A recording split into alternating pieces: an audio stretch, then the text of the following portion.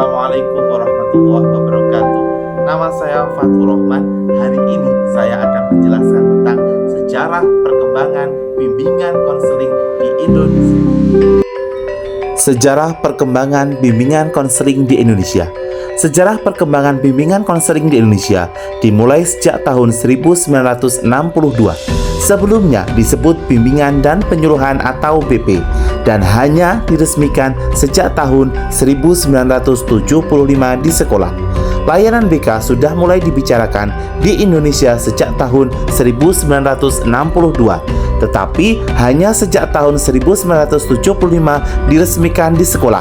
Pada tahun 1984, BK diperbaharui menjadi Bimbingan Konseling atau BK dan memasukkan bimbingan karir dalam kurikulum.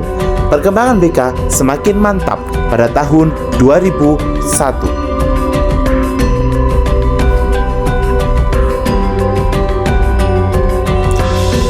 Sejarah bimbingan konseling di Indonesia terbagi menjadi beberapa fase. Apa saja sih? Mari kita simak bersama-sama. 1. Fase perkembangan kemerdekaan. Pada fase ini, Indonesia dijajah oleh Belanda dan Jepang.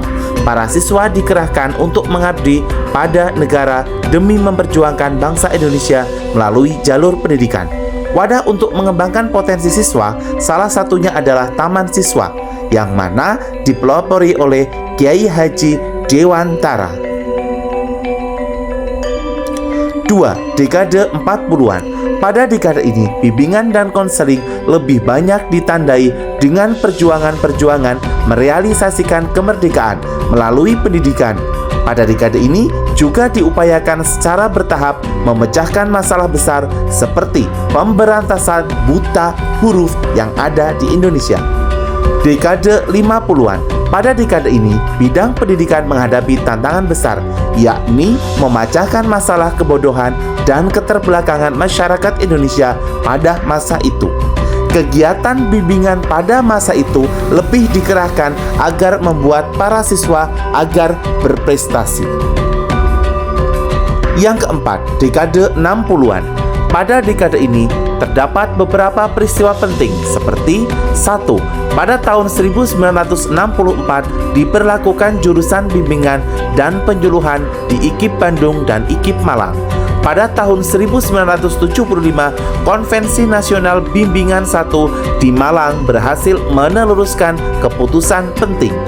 Terbentuknya organisasi bimbingan dengan nama Ikatan Petugas Bimbingan Indonesia atau disebut dengan IBI.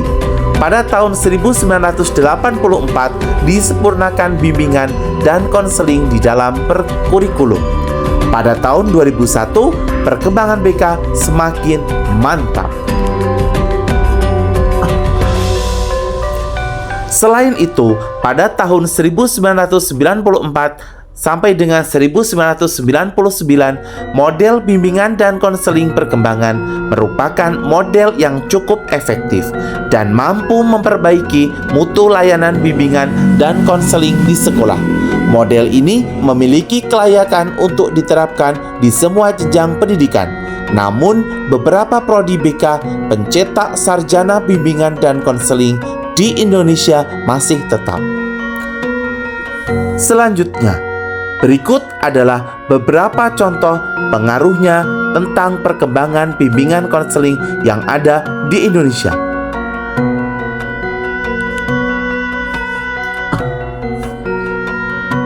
1. Meningkatkan kualitas pendidikan. Perkembangan bimbingan konseling di Indonesia pada tahun 2001 telah membantu meningkatkan kualitas pendidikan di sekolah. Bimbingan konseling membantu guru dalam mengarahkan potensi siswa agar siswa mampu mengoptimalkan kemampuannya untuk mencapai keberhasilan di zaman modern yang sangat penuh dengan tantangan. 2. Meningkatkan kualitas anak didik. Bimbingan konseling di sekolah membantu mengatasi masalah sosial yang terjadi di masyarakat seperti penganiayaan anak, pelecehan seksual, dan masih banyak lagi. Yang ketiga, meningkatkan kualitas karir. Bimbingan konseling di sekolah membantu siswa dalam mengembangkan potensi dan kecakapan-kecakapan yang dimiliki, baik intelektual, sosial, fisik, motorik, maupun efektif emosional. 4. Membantu mengarahkan potensi siswa. Bimbingan konseling di sekolah membantu guru dalam mengarahkan potensi siswa agar siswa mampu mengoptimalkan kemampuannya untuk mencapai keberhasilan di zaman modern yang sangat penuh tantangan. Perkembangan bimbingan konseling di Indonesia pada tahun 2001 telah membantu masyarakat dalam mengembangkan potensi siswa, meningkatkan kualitas anak didik, membantu mengarahkan potensi siswa, meningkatkan kualitas pendidikan, dan membantu mengatasi masalah sosial. Menyongsong era lepas landas. Untuk mendapatkan gambaran yang lebih jelas tentang periodisasi perkembangan gerakan bimbingan dan konseling di Indonesia ada melalui 5 periode, yaitu periode prawawancara, pengenalan, pemasyarakatan, konsolidasi, dan tinggal landas menurut Prayitno tahun 2003. Kesimpulan, sejarah perkembangan bimbingan konseling di Indonesia berawal dari perkembangan di negara asalnya, yaitu Amerika Serikat. Perkembangan ini dimulai oleh banyaknya pakar pendidikan yang telah menamatkan studinya di negeri Paman Syam dan kembali ke Indonesia dengan membawa konsep-konsep bimbingan dan konseling yang baru.